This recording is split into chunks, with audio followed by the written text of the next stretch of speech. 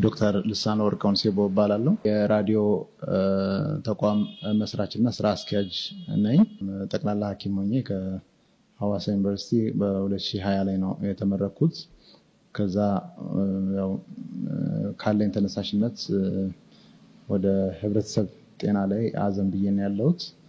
አሁን ሁማኒቴሪያን ሪስፖንስ ላይ ከሃርቫርድ ዩኒቨርሲቲ ሰርቲፋይድ ሆኜ በሁማኒቴሪያን አገልግሎት ሰብአዊ ድጋፍ እየሰጠሁ እገኛለሁ። አስታውሳለሁ 11ኛ ክፍል ላይ ያለው እናቴ ላይ ሻወር ቤት ላይ የመውደቅ አደጋ ይደርስባትና እግሯ ይሰበራል። ወደ ህክምና ተቋም ይዘናት ሄድን እና በዛ ህክምና ተቋም ላይ አጋጣሚ ስንወስድ ጤና ባለሙያዎች በቦታው አልነበሩ።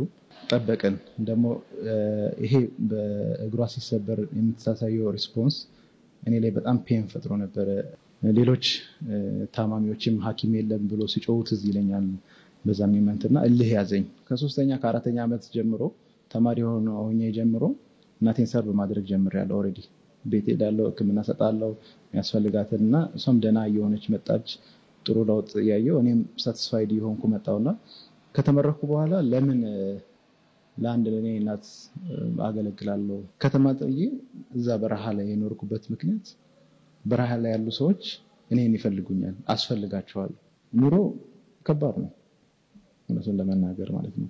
ግን አልኩ የኔ የመኖሬ ሪዝን የመማሬ ሪዝን ቅድም ያልኩ ችግሮች ናቸውና 12 ያህል ካምፔኖች ማለት 12 ያህል ዘመቻዎች እስከ 50,000 ያህል ህብረተሰብን እስካሁን አገልግለናል ማለት ነው። እነሱ ጋር ስትሄድ የነሱን ችግር እየተቸገርኩ ነው የምወጣው።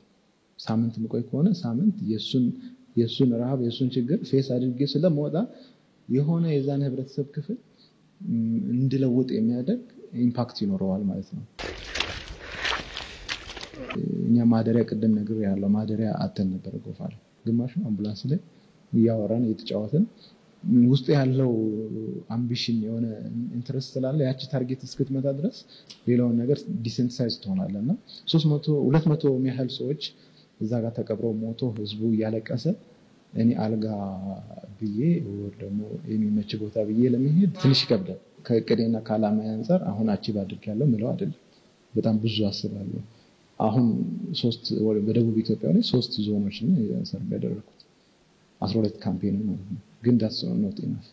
ሌሎች ዞኖች መሄድ ፈልጋለሁ። ሌላ ህብረተሰብን አሁንም ማገልገል ፈልጋለሁ።